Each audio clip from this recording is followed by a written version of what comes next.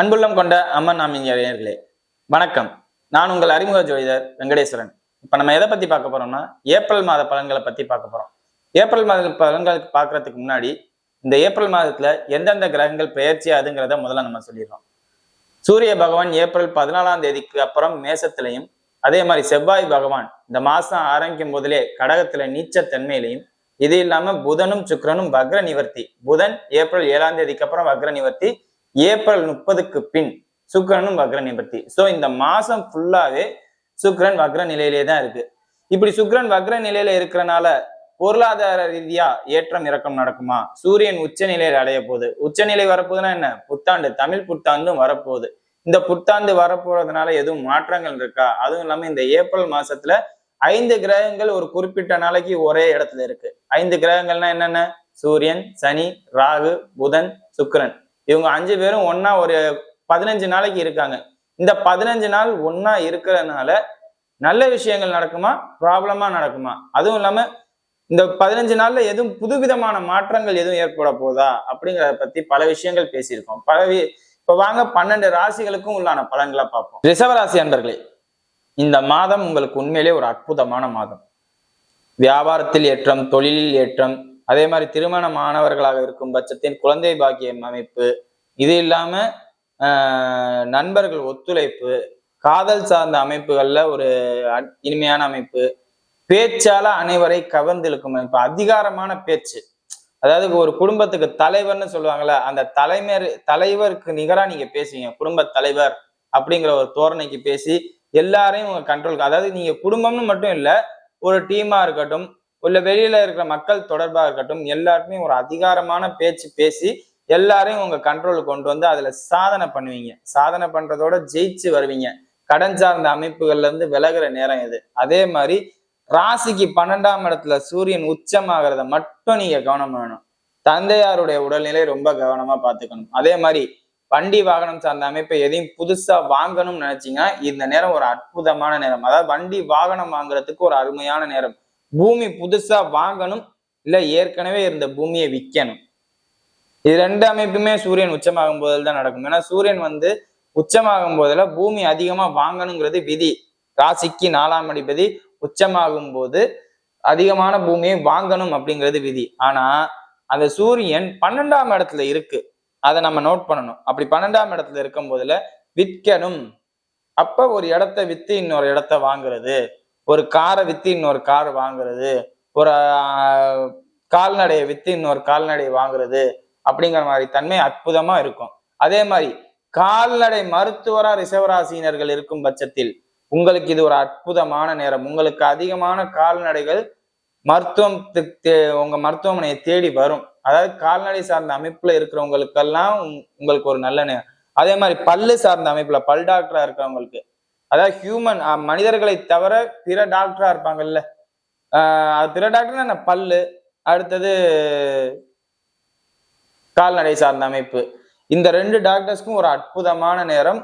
இவங்களுக்கு இந்த நேரத்துல நல்ல வகையான ஒரு கௌரவ உயர்வு கிடைக்கும். கௌரவ உயர்வுங்களோட இப்ப ஏற்கனவே எக்ஸாம் எழுதி இப்ப பேச்சுலர் லெவல்ல இருக்கிறவங்க அடுத்த டிகிரி போடுவீங்க பாத்தீங்களா. இப்ப பிடிஎஸ் படிச்சவங்க எம்டிஎஸ் போடுறது, அதே மாதிரி கால்நடை மருத்துவர் சார்ந்த அமைப்புல இந்த பேச்சுலர் லெவல்ல இருக்கிறவங்க மாஸ்டர் லெவல்ல போறது, இல்ல பதவி உயர்வு வேலை பார்த்துக்கிட்டு இருப்பாங்க, பதவி உயர்வு சார்ந்த அமைப்பு இருக்கும் பாத்தீங்களா, அதெல்லாம் உங்களுக்கு அற்புதமான நேரம். அதே மாதிரி சித்தா மருத்துவத்துல இருப்பீங்கல்ல, ரிஷபராசினர் மருத்துவம் சார்ந்த அமைப்புல நார்மல் டாக்டரா இருக்கிறது இல்லாம அடுத்த பட்சமா இருப்பீங்கல்ல, அவங்களுக்கெல்லாம் சூப்பரா இருக்கும்.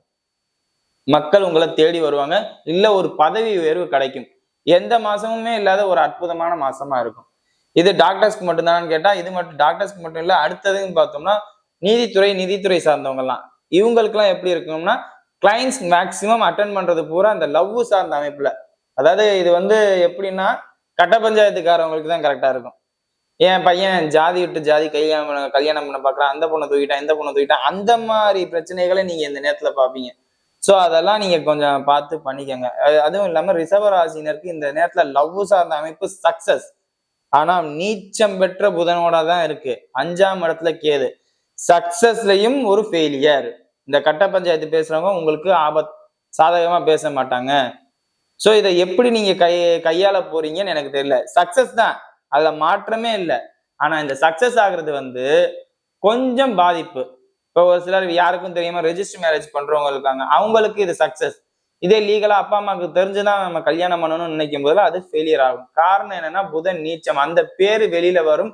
அந்த பேரு வெளியில வந்து வெயிட் பண்ணி கொஞ்ச நாள் கழிச்சு திருமணம் பண்ற மாதிரி சூழ்நிலை அமைப்பு வரும்.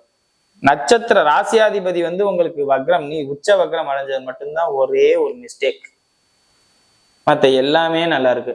தொழில் சார்ந்த துறையா இருக்கட்டும், வியாபாரம் சார்ந்த துறையா இருக்கட்டும், இல்ல வேலை பார்க்கிற இடமா இருக்கட்டும். வேலை பார்க்கறவங்க மட்டும் அதை மட்டும் ஹைலைட் பண்ணிடுறேன். வேலைக்கு இருக்கிறவங்க 6ஆம் அதிபதியும் சுக்கிரன் வக்ரம்ல. சோ தொழிலதிபர்களுக்கு ஒரு அற்புதமான முன்னேற்றம், நல்ல வரவேற்பு இருக்கும். ஆனா வேலை பார்க்கறவங்களுக்கு இருக்கிற வேலையை விட்டுட்டு போற தன்மை இருக்கும். ஏன்? சுக்கிரன் வக்ரம். நீங்களே வேலையை விட்டுட்டு வரணும் அப்படிங்கிற ஒரு தன்மையில இருப்பீங்க. நீங்க தான் உங்களுக்கு எடுப்பீங்க. வேலைக்கு இருக்கிறவங்க, ஐடி ரிலேட்டடா வேலைக்கு இருக்கிறவங்க, டெக்னீஷியன் ரிலேட்டடா வேலைக்கு இருக்கிறவங்க, வேற எதுவும் பொதுவா வேலைக்கு இருக்கிறவங்க, நம்ம முதலாளி இல்ல, வேலைக்கு தான் இருக்கும். சோ அந்த வேலைக்கு இருக்கிறவங்க வேலையை பார்க்கறது இல்லாம அதிக பணம் கிடைக்கும், அதிக வருமானம் கிடைக்கும்னு ஆசைப்பட்டு எங்கேயும் வேலையை விட்டுட்டு போயிடாதீங்க. அப்படி வேலையை விட்டுட்டு போனா உங்களுக்கு தான் அது பாதிப்பு. அதே மாதிரி உங்களுக்கு வேலைக்கு வச்சிருக்கிறவங்களுக்குமே உங்களை தட்டுவாங்க. ஒரு சிலர் ஜாதக அமைப்பு இருக்கும். எப்படின்னா, ஒரு கம்பெனி உருவாகிறதுக்கே காரணம் நீங்களா இருப்பாங்க. கம்பெனி உருவாக்குறதுக்கு காரணமே அவங்களதான் இருப்பாங்க. ஆனா அவங்கள கடைசி நிமிஷத்துல வேலைக்கு எடுத்துருவாங்க, வேலையை விட்டு தூக்கிடுவாங்க. முதலாளி சேர்ல உட்கார்ற வர நேரம் வரும்போதுல யாராவது தள்ளி விடுற மாதிரி. அதாவது எப்படின்னா, ஒரு வீடு கட்டி அந்த வீட்டை யார்கிட்டயோ கொடுத்துட்டு போற மாதிரி, அந்த மாதிரி அமைப்புல உள்ள ஜாதகங்களுக்கு இந்த நேரத்துல பயங்கரமா வேலை செய்யும். சோ கவனமாகவும் எச்சரிக்கையாகவும் இல்லாட்டி வேலைக்கு இருப்பவர்களுக்கு ஒரு கடுமையான பாதிப்பு வரும். அதே மாதிரி பெண்களாக இருக்கும் பட்சத்தில் கருப்பை சார்ந்த அமைப்பு வெளியில சொல்ல முடியாத, அதாவது ஒரு செக்ஸாலஜி டாக்டர்கிட்ட, லேடி டாக்டர்கிட்ட மட்டுமே சொல்ற மாதிரி அமைப்புல உள்ள பிரச்சனைகள் வரும். அதே மாதிரி ஆண்களாக இருக்கும் பட்சத்தில் யூரின் ட்ராக்ல ப்ராப்ளம் வரும், கிட்னி சார்ந்த அமைப்பு ப்ராப்ளம் வரும். ஏற்கனவே கிட்னி ப்ராப்ளம் இருக்கிறவங்களா இருந்தா ஒரு கன்சல்டேஷன் பண்ணிக்கிறது நல்லது, டாக்டர்ஸை கன்சல்ட் பண்ணிக்கிறது நல்லது. அதே மாதிரி ஹெவி டோசேஜ் மாத்திரை எடுக்கிறவங்களா நீங்க இருந்தீங்கன்னா இந்த மாசம் மாத்திரையை வந்து இந்த டோசேஜை குறைக்க முடியுமா, ஹெவியா இருக்கு, கெமிக்கல் கண்டென்ட் கம்மியா இருக்கு, நான் கொஞ்சம் கம்மி பண்ணிக்கலாமான்னு டாக்டர்கிட்ட கேளுங்க. காரணம் என்னன்னா, இந்த நேரத்துல உங்களோட கிட்னி சார்ந்த அமைப்புலாம் பாதிக்கும். ஏன்னா 5, 6ஆம் அதிபதி ரெண்டுமே வக்ர நிலையில இருக்காங்கல்ல. ஏப்ரல் மாசத்துல ஃபுல்லா உங்க ராசி அதிபதியும் வக்ர நிலையில இருக்காரா? அப்படிங்கும் போதுல உடல் சார்ந்த அமைப்புல இந்த அடிவயிறு ஃபுல்லா ரொம்ப கவனமா பாத்துக்கணும். ஆண்களாக இருக்கும் பட்சத்திலும் சரி, பெண்களாக இருக்கும் பட்சத்திலும் சரி. வயது பசங்களா இருக்கும் போதுல அந்த வெளியில சொல்ல முடியாம இருக்கிற தன்மையில உள்ளட்டும் பாதிக்கும். அது நீங்க அந்தந்த டாக்டர்ஸை செக் பண்ணிட்டு பண்றது நல்லது. மற்றபடி திருமணம் சார்ந்த அமைப்புல திருமணம் ஆனவர்கள் 7ஆம் அதிபதி நீச்சம் அடைகிறார் ஏப்ரல் 7ஆம் தேதிக்கு அப்புறம், ராசிக்கு ஏப்ரல் 2ஆம் தேதிக்கு அப்புறம். அப்ப என்ன, மனைவி கிட்ட தேவையில்லாம வாக்குவாதம் பண்ணக்கூடாது அப்படிங்கிறத தெரிஞ்சுக்கங்க. தேவையில்லாம பிரச்சனை பண்ணா அவங்க விட்டுட்டு போயிடுவாங்க. பாருங்க, 5ஆம் அதிபதி நீச்சம், 7ஆம் அதிபதி நீச்சம். சோ இந்த நேரத்துல நீங்க எப்படி இருக்கணும், குடும்பஸ்தர் மட்டும் குடும்பத்துல வாயை திறக்கக்கூடாது. இப்ப ஆணாக இருக்கும் பட்சத்தில் மனைவியிடம் பிள்ளைகளிடம் வாயை திறக்கக்கூடாது, பெண்ணாக இருக்கும் பட்சத்தில் கணவனிடமும் பிள்ளைகளிடம் வாயை திறக்கக்கூடாது. அப்படி திறந்தா என்ன ஆகும், தேவையில்லாத சண்டை வரும், தேவையில்லாத பிரச்சனை வரும். அவங்க உங்களை வெளியில போம்பாங்க, இல்லாட்டி நீங்க அவங்கள வெளியில போம்பீங்க. தேவையில்லாத எதுக்கு சண்டை நடக்குதுன்னே தெரியாம உங்க குடும்பத்தை நீங்க ஏன் சிதைச்சுக்கிறீங்க? உங்க குடும்ப வாழ்க்கை ரொம்ப அற்புதமான வாழ்க்கை, அதை ஏன் நீங்க தேவையில்லாம சிதைக்கணும்? அமைதியா பேசுங்க, அன்பா நடந்துக்க முயற்சி செய்யுங்க. அதெல்லாம் நான் வராது இந்த நேரத்துல. இருந்தாலும் ஒரு ஸ்டெப் எடுத்து பார்ப்போமே, முயற்சி செஞ்சா எதுவுமே நடக்குமே. தேவையில்லாம சண்டை போட்டுக்கிட்டு கோர்ட்டு கேஸுன்னு திரிஞ்சலைறது ஒண்ணும் கௌரவம் இல்லை. நிதானமா இருங்க, அமைதியா இருங்க குடும்ப வாழ்க்கையில. மற்றபடி பொருளாதார ரீதியா நீங்க நல்லா இருக்கு. அதே மாதிரி கல்வி சார்ந்த அமைப்புல சூப்பரா இருக்கு. பள்ளி மாணவர்கள் இந்த நேரத்துல நல்ல மதிப்பெண்கள் எடுப்பாங்க, அதெல்லாம் ஒரு குறையும் இல்லை. பள்ளி மாணவர்களா இருக்கட்டும், அதே மாதிரி ஹையர் கிராஜுவேட்ஸா இருக்கட்டும், இல்ல பிஜி படிக்கிறவங்களா இருக்கட்டும், ரிசர்ச் ஒர்க்ல இருக்கிறவங்களா இருக்கட்டும், எல்லாருக்குமே ஒரு அற்புதமான நேரம். அவங்க படிப்புங்கிற ஒரு விஷயத்துல எல்லாமே நல்லா இருக்கும். அதே மாதிரி படிப்பை காரணமாக வைத்துக்கொண்டு நிறைய பேருக்கு திருமணமும் தாமதமாகும். 7ஆம் அதிபதி வந்து நீச்சம், 9ஆம் அதிபதி வந்து 11ஆம் இடத்துல. அப்ப மேற்படிப்பு படிக்கிறேன், தயவு செஞ்சு அந்த மாதிரி கற்பனைகள் எல்லாம் விட்டுருங்க. மேற்படிப்பு படிக்கிறேங்கிற பேர்ல இந்த நேரத்துல திருமணம் வேண்டான்னு சொல்லுவீங்க. சோ அந்த மாதிரி பண்ணீங்கன்னா ஜனனகால ஜாதகத்துல திருமணம் இப்ப நல்லா இருந்தா பிரச்சனை இல்லை, பாதிக்க மட்டும் பட்டிருந்ததுன்னு வச்சுக்கோங்க, திருமணம் அப்ப எப்ப நடக்கும்னே சொல்ல முடியாது. சோ இந்த நேரத்துல திருமணம் சார்ந்த அமைப்பை முடிச்சுக்கிறது நல்லது. யாருக்கு? இளம் வயதினருக்கு திருமணம் சார்ந்த அமைப்பு இருந்தா, திருமணம் சார்ந்த அமைப்பே பாதிப்பா இருக்கு, 30 வயசுக்கு மேலதான் கல்யாணம் பண்ணணும் அப்படிங்கிற அமைப்பு இருந்துச்சுன்னா தயவு செஞ்சு இப்ப திருமணமே பண்ண வேண்டாம். சரியா? அதே மாதிரி வாழ்க்கையை இழந்தவர்களுக்கு இந்த நேரம் ஒரு அற்புதமான நேரம். ஏற்கனவே வாழ்க்கையை இழந்தவங்களா இருக்கும் பட்சத்தில் இந்த நேரத்துல திருமணம் கைகூடும். மறுமணம் அப்படிங்கிற விஷயத்துல இந்த நேரம் ரிஷபராசினருக்கு நல்லா இருக்கு. நெகட்டிவான விஷயமா இருப்பீங்க பாத்தீங்களா, பாதிக்கப்பட்டவங்களா, அவங்களுக்கு திரும்பவும் ஒரு வாழ்க்கை கிடைக்கும். அந்த வாழ்க்கையை உபயோகமானதா பயன்படுத்திக்க உங்களால மட்டும்தான் முடியும், மற்றவங்களால முடியாது. ஏன்?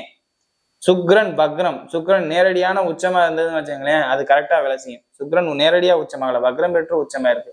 அப்படிங்கும் போது நீங்க அதை தலையாட்டணும், நீங்க தான் ஓகேன்னு சொல்லணும். மற்ற எல்லாரும் ஓகேம்பாங்க, நீங்க மட்டும்தான் வேண்டாமீங்க. அதெல்லாம் ஏன் அப்படி பண்றீங்க? லைஃப்பை நல்லா வாழ்றதுக்கு உண்டான ஏற்பாடு பண்ணுங்க.